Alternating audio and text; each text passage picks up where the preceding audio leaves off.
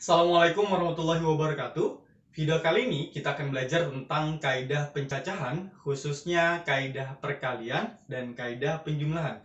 Jangan di skip atau dicepetin ya videonya, biar kalian ngerti. Oke, kita mulai bahas materinya ya. Jadi kita akan belajar kaidah pencacahan. Di kaidah pencacahan itu ada kaidah penjumlahan, ada kaidah perkalian, ada permutasi, ada kombinasi. Kita pelajari yang kaidah penjumlahan dan kaidah perkalian dulu ya. Langsung dipelajari dua-duanya ya, biar kita bisa bedain mana sih kaidah penjumlahan, mana kaidah perkalian. Yang kaidah penjumlahan, gampangnya gini ya. Jika ada kegiatan saling lepas itu nggak ada hubungannya sama sekali, dan salah satunya harus dilakuin, maka jumlahkan banyak cara melakukan masing-masing kegiatan tersebut. Oke, contoh.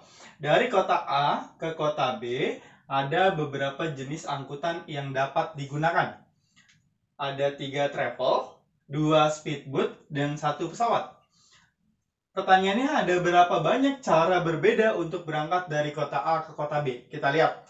Dari kota A ke kota B bisa dengan travel, bisa dengan speedboat, bisa dengan pesawat. Travelnya ada 3, speedboatnya ada 2, pesawatnya 1. Nah, kalau ditanya berapa banyak cara, tinggal kita jumlahin aja. Banyak cara sama dengan 3 travel ditambah 2 speedboat dan 1 yaitu pesawat. 3 tambah 2 tambah 1 hasilnya 6. Ada 6 cara. Jadi dari kota A ke kota B ada 6 cara. Kok bisa dapat 6 cara? Yang pertama kan ada 3 travel. Kan travel 1, travel 2, travel 3. Oke. 2 speedboat. Speedboat 1, speedboat 2. Dan 1 pesawat. 1 pesawat. Ada berapa cara? 6 cara. Nah, ini kan kita pakai kaidah penjumlahan. Mana sih kaidah penjumlahannya? Nih, dijumlahkan seperti itu. Itu namanya kaidah penjumlahan. Emang itu masuk kaidah penjumlahan? Iya. Karena apa? Karena kejadiannya saling lepas atau kita harus memilih salah satunya, gitu. Nah, kita kan bisa pilih travel pertama atau travel kedua atau travel ketiga gitu ya untuk ke kota B ya. Atau kita bisa pilih speedboat 1 atau speedboat 2 atau kita bisa naik pesawat seperti itu. Jadi totalnya ada 6 cara.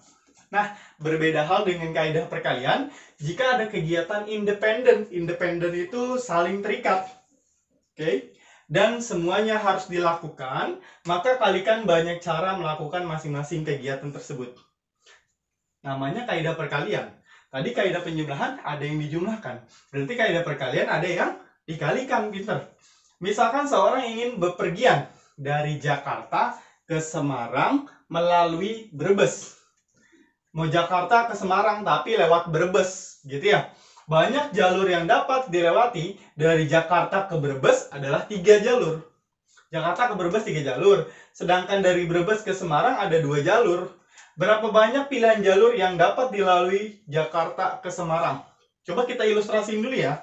Misalkan dari Jakarta kan melalui Brebes ya. Habis itu baru sampai Semarang. Seperti itu. Nah, dari Jakarta ke Brebes ada berapa cara katanya? Ada berapa jalur? Oh, ada 3 jalur. Maka dari si Jakarta ini, kita kalau mau ke Brebes sampai sini, ada 3 pilihan jalur yang bisa dipilih. 1, 2, 3. Kita namain jalurnya jalur 1, jalur 2, jalur 3. Tuh, dari Jakarta ke Brebes. Nah, sekarang dari Brebes ke Semarang ada berapa jalur? Oh, ternyata ada 2 jalur. Oke, ke Semarang ada 2 jalur. 1, 2. 1, 2. Nah, kalau misalkan kita list satu-satu, ada berapa banyak jalur yang bisa digunakan dari Jakarta ke Semarang melalui Brebes. Yang pertama caranya pasti jalur ke 1, terus jalur ke 1 gitu ya. Nah, berarti jalur 1, jalur 1. Tuh, cara pertama. Ada lagi cara lain? Ada. Dari Jakarta ke Brebes kita masih pakai jalur 1. Nah, dari Brebes ke Semarang kita pakai jalur 2, berarti 1, 2. Ada 2 cara ya kita dapat ya.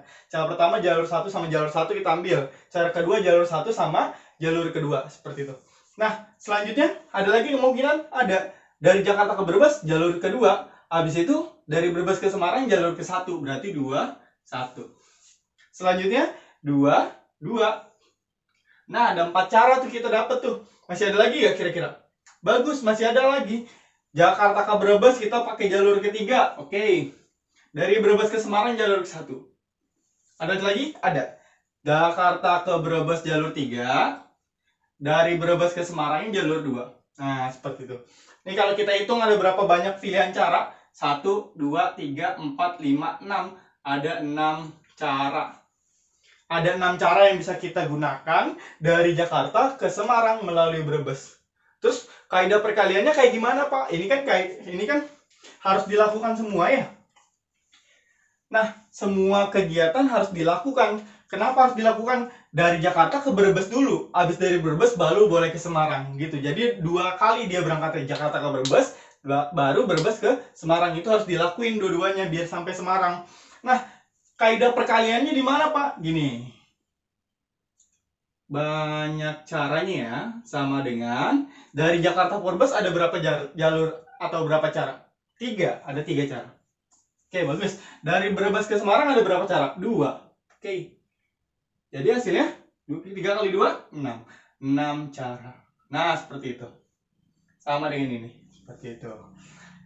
Pak, gampangan ngelis satu, Pak. Oke, gampangan ngelis. Karena apa? Karena cuma ada 3 jalur sama 2 jalur. Coba Bapak rubah jadi 10.000 jalur sama misalkan 5.000 jalur. Akan ada banyak jalur yang bisa dipilih. Nah, kalau mau tahu caranya, paling gampang untuk menentukan banyak caranya tinggal pakai kaidah perkalian. Dikalikan aja. Jakarta ke Brebes 3, Brebes ke Semarang ada 2, berarti ada 6 cara. Seperti itu. Oke, contoh yang kedua. Contoh kedua sekarang. Besok adalah ulang tahun Anisha. Boy ingin memberikan kado untuk Anisha. Boy memiliki beberapa pilihan, yaitu jam tangan, cincin, ataupun sepatu. Jika ada 2 merek jam tangan berbeda, 3 jenis cincin berbeda, dan 4 merek sepatu berbeda, maka ada berapa banyak cara memilih kado tersebut? Oke, kita lihat. Si Boy ini mau ngasih sebuah kado nih buat si Anisha. Entah itu jam tangan, cincin, atau sepatu. Jam tangan ada 2 merek. Cincin ada 3 jenis, dan sepatu ada 4 merek. Nah, berapa banyak cara memilihnya? Yang pertama kan kalau misalkan kita list, pasti si Boy milihnya jam tangan merek pertama gitu ya. Lalu kemungkinan kedua jam tangan merek kedua, dan seterusnya. Tapi yang ditanya adalah berapa banyak cara. Nah, kalau ditanya berapa banyak cara,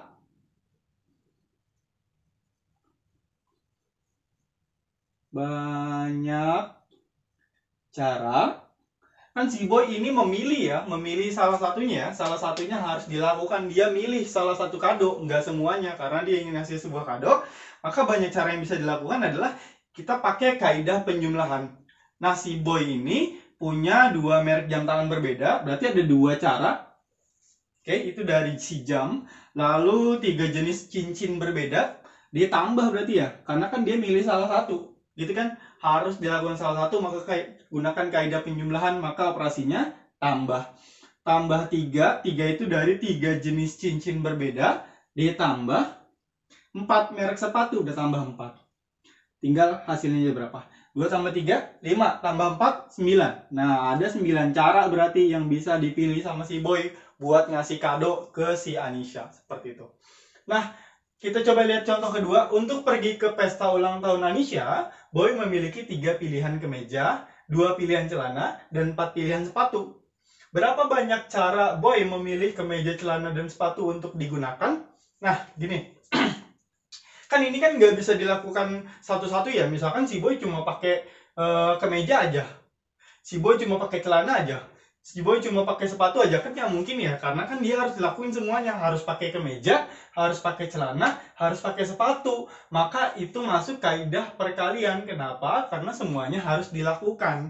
Nah, kalau misalkan kita udah tahu itu kaidah perkalian, kan kemungkinannya ada banyak ya.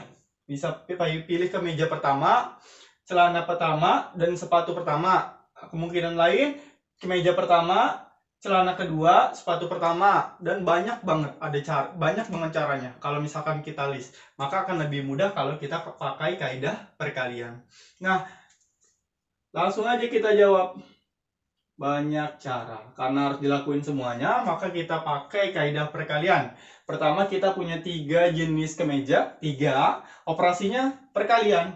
bukan lagi penjumlahan. Kalau tadi penjumlahan, karena ini kaidah perkalian, maka gunakan perkalian. 2 pilihan celana, 2 celana, lalu 4 sepatu. 3 kali 2, bagus, 6.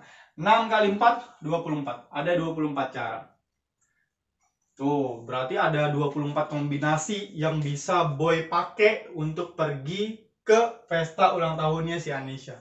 Gitu kira-kira. Bedanya kaidah penjumlahan sama kaidah perkalian. Oke, kita coba latihan soal ya. Karena tadi kita sudah belajar tentang kaidah penjumlahan dan perkalian. Biasanya kaidah penjumlahan itu jarang sekali muncul di soal. Kenapa? Karena itu mudah banget, tinggal dijumlahin aja. Nah, yang lebih sulit adalah kaidah perkalian. Nah, di kaidah perkalian kita juga bisa gunakan filling slot. Filling slot itu sama dengan kaidah perkalian. Filling slot, mengisi slot, gitu ya. Tulisannya filling slot. Filling slot. Mengisi slot, mengisi tempat gitu. Itu bisa kita gunakan. Gimana caranya? Kita pakai sama kayak kaidah perkalian. Jadi nanti dikalikan banyak caranya seperti itu. Contoh, disediakan angka 1, 2, 3, 4, 5, dan 6. Tentukan banyak angka ratusan yang dapat dibentuk. Banyak angka ratusan ganjil yang dapat dibentuk. Banyak angka ratusan ganjil yang lebih banyak angka ratusan yang lebih dari 300 yang dapat dibentuk. Kita coba 1A dulu. Banyak angka ratusan yang dapat dibentuk. Kalau kalian ngelis, ada angka 1, 2, 3, 4, 5, 6. Bikin angka ratusan. Kalau ratusan kan 3 digit ya. Kalau kalian list, itu ada banyak banget kemungkinan ya. Contoh 1, 1, 1. 111 itu kan masuk ke sini. Angka ratusan yang dapat dibentuk. Itu cara pertama. Cara kedua, 112. 3, 113. 114. 115. 116. Udah lagi? Udah selesai? Belum. Masih ada lagi. 100 misalkan 200. 121, 122, dan seterusnya, ada banyak banget. Nanti akhir-akhirnya kayak gimana? Ada misalkan 666. Oh, ada berapa banyak kira-kira? Kalau kalian suruh ngelis, maka akan pegel tangannya. Bisa, cuman itu kurang efektif gitu ya. Akan makan banyak waktu. Nah, gimana caranya kita dapat berapa banyak kemungkinan ini? Kita pakai filling slot atau kaidah perkalian. Gimana caranya? 1A. Banyak caranya ya. Oke. Banyak cara membuat angka ratusan.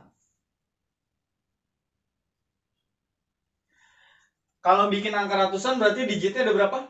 3. Ada 3 digit biar jadi angka ratusan. Tuh, 1, 2, 3. Nah, berarti ada 3 slot nih yang mau kita isi gitu ya. Nah, di slot pertama kita bisa isi angka berapa aja? Angka 1 boleh nggak? Boleh. 2 boleh. 3, 4, 5, 6 boleh? Boleh. Semuanya boleh. Berarti semua kemungkinan angka boleh masuk. All.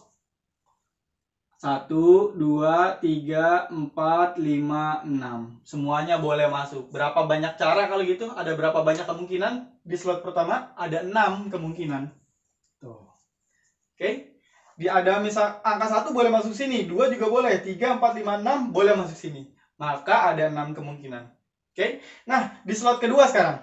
Angka 1 boleh nggak masuk lagi di sini? Boleh. Angka 2, 3, 4, 5, 6 boleh. Oh, semuanya boleh lagi ditulis di sini. 1, 2, 3, 4, 5, 6. Ada berapa banyak kemungkinan kalau gitu? Ada 6 kemungkinan juga. Entah itu angka 1, angka 2, angka 3, angka 4, angka 5, angka 6. Jadi ini si kemungkinan-kemungkinannya.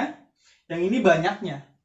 Bukan angka-angka ini ya, tapi dihitung ada berapa banyak kemungkinan. 1, 2, 3, 4, 5, 6. Oh, 6. 1, 2, 3, 4, 5, 6. Oh, 6 gitu. Nah, itu slot kedua. Slot ketiga sekarang, boleh nggak diisi angka 1? Boleh. 2? Boleh. 3, 4, 5, 6? Boleh. Boleh semua. Maka semuanya boleh. 1, 2, 3, 4, 5, 6. Ada berapa banyak kemungkinan di slot ketiga? Ada 6 kemungkinan. Nah, kok kita ngisi-ngisi slot? Iya kan, namanya filling slot. Ngisi-ngisi tempat. Terus kaidah perkaliannya gimana, Pak? Nah, ini tinggal dikalikan aja. 6 kali 6, 36. 36 kali 6, 216 cara. Seperti itu. Ada 216 cara. Kalau misalkan kita list nih, ini kan 1, 2, 3, 4, 5, 6, 7, 8, 9, 10, dan seterusnya. Itu kalian kalau ngelist sampai ada 216 kemungkinan. Seperti itu. Daripada ngelist gini, mending kita pakai filling slot. Caranya gimana? Pertama kita sediain dulu slotnya. Slotnya ada berapa nih? 1, 2, 3. Kok bisa 3 sih Pak slotnya? Iya, kan mau bikin angka ratusan. Ratusan kan digitnya ada 3. Gitu. Baru kita isi slotnya satu-satu. Slot yang pertama, semua angka boleh masuk gak? Boleh. 1 boleh, 2 boleh, 3, 4, 5, 6 boleh. Maka ada 6 cara. Nah, slot kedua juga sama, slot ketiga juga sama. Maka tinggal dikalikan. 6 kali 6, 36, 36 kali 6, 216 cara. Seperti itu. Nah, yang B sekarang nih. Angka ratusan ganjil. Oke. Angka ratusan ganjil. Angka ratusan dulu. Angka ratusan berarti butuh berapa slot? 3 slot. 1, 2, 3. Ganjil. Sebelumnya Bapak tanya, 216 ganjil apa genap? Bagus, genap. Kalau misalkan 112 ganjil apa genap? Genap juga. Misalkan 135 ganjil, Pak. Kalau misalkan 143 ganjil. Nah, yang bedain genap apa ganjil dilihatnya dari mana? Bagus, dilihat dari angka paling belakangnya. Kalau belakangnya genap, maka dia genap. Kalau misalkan ini genap, maka hasilnya genap. Jadi lihat, untuk nentuin suatu bilangan ratusan, ribuan, jutaan pun, kalau mau lihat dia ganjil atau genap, tinggal lihat angka paling belakangnya aja. Oh, ini ganjil, gitu kan? Ini ganjil. Jadi, yang nentuin genap atau ganjil itu slot yang paling belakang, angka yang paling belakang. Maka, slot prioritas atau slot yang kita isi pertama kali adalah slot yang menentukan apakah dia genap atau ganjil. Karena dia mintanya ganjil, maka slot paling belakang, angka paling belakang, itu nggak bisa semua angka dimasukin. Oke? Biar dia ganjil, maka belakangnya harus ganjil. Lihat angka-angkanya, yang tersedia 1, 2, 3, 4, 5, 6. Yang ganjil berapa aja? 1, 3, 5. 1, 3, 5. Oh, cuman angka 1, 3, 5 doang yang boleh masuk ke digit paling terakhir. Sehingga banyak caranya ada berapa? 1, 2, 3. Ada 3 kemungkinan. Ada 3 cara. Seperti itu. Nah, angka depannya gimana, Pak? Angka depannya boleh semuanya. 1, 2, 3, 4, 5, 6 itu boleh. 1, 2, 3, 4, 5, 6 boleh. Maka ada berapa kemungkinan? 6. Seperti itu. Lagi, angka kedua, 1 boleh nggak? Boleh. 2, 3, 4, 5, 6 boleh juga. Oh, berarti all atau semuanya boleh. Seperti itu. Maka di sini 6. Nah, tinggal dikalikan aja. 6 kali 6, 36. 36 kali 3, hasilnya adalah 108 cara. Nah, berarti ada 100 angka ratusan ganjil yang bisa dibentuk dari angka-angka ini. Gitu. Jelas? Oke, caranya gimana? Pertama, dia minta angka ratusan ganjil. Angka ratusan dulu, berarti ada 3 slot. Ganjil, berarti slot prioritasnya adalah slot paling terakhir. Jadi, tentuin dulu slot paling terakhir, ada berapa banyak cara? Ada 3 cara, seperti itu. Nah, sekarang yang C nih. Angka ratusan lebih dari 300. Angka ratusan lebih dari 300. Gini ya. Pertama dia minta angka ratusan. Oke, angka ratusan ada berapa banyak slot kalau gitu? Angka ratusan 3 slot atau 3 digit gitu. Oke, udah. Lebih dari 300. Kalau 121 boleh nggak? Nggak boleh. Kenapa nggak boleh? Kan 100, Pak. Depannya 1. Nggak boleh ya. Kalau 266 boleh nggak?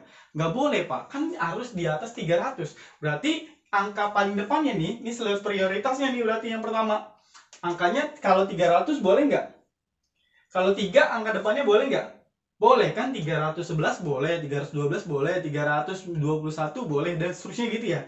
Berarti slot yang paling pertama angka 3 boleh, 4 boleh, 5, 6 boleh. 3, 4, 5, 6 boleh masukin di sini. Seperti itu. Oke, karena kalau misalkan ditaruh di sini angka 3, pasti lebih dari 300, berapapun angka belakangnya. Jelas? Oke, berarti ada berapa banyak cara nih di slot pertama? 4. Beda ya, kalau yang B tadi kita ngisi slot paling terakhir dulu. Kenapa? Karena yang nentuin ganjil genap itu slot paling terakhir. Nah, yang C, yang nentuin dia lebih dari 300 atau enggak di slot mana? Di slot paling pertama. Maka kita isi slot pertama dulu. Slot prioritas namanya. Oke. 3 boleh, 4 boleh, 5 boleh, 6 boleh. Ada berapa banyak kemungkinan? Ada 4. 1, 2, 3, 4. Tulis di sini 4. Seperti itu. Nah, selanjutnya di slot kedua, angka 1 boleh nggak? Boleh. 2, 3, 4, 5, 6 boleh. Boleh semua.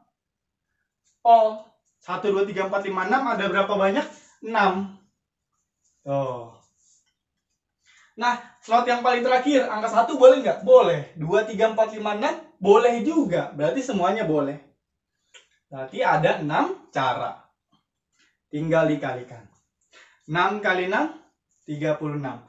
36 kali 4, ada 144 cara. Seperti itu. Oke. Yang pertama, yang 1A, dia nggak ada slot prioritas. Jadi kalian ngisinya dari paling depan dulu, dari kiri dulu. Kiri, terus kiri ke kanan. Nah, yang B, ini slot prioritasnya tuh yang di sini, yang kanan dulu nih. Kalau kanan udah selesai, diselesain, maka kalian mulai dari yang paling kiri, berangkat ke kanan. Pertama, isi slot prioritas. Kalau slot prioritasnya udah keisi semua, maka mulai dari yang paling kiri, ke kanan. Nah, yang ini kebetulan slot prioritasnya ada di kiri, maka kita isi dari ke kiri ke kanan. Seperti itu. Ada 144 cara. Jelas? Bagus.